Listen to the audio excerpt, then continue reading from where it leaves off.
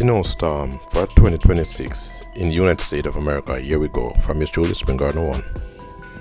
Here I am sharing with you a situation where snowstorm is threatening a lot of states in the United States of America, and also, as you can see, this scene is in Boston, Massachusetts, and of course the police going around telling the resident that parking on the main street that it's a snow emergency and they can't park on the side of the road.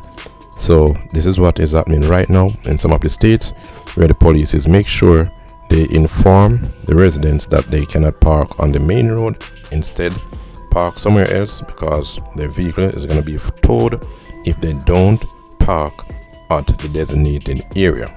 On the main streets, no parking is allowed because it's a snowstorm threat for the United States and a few of the states.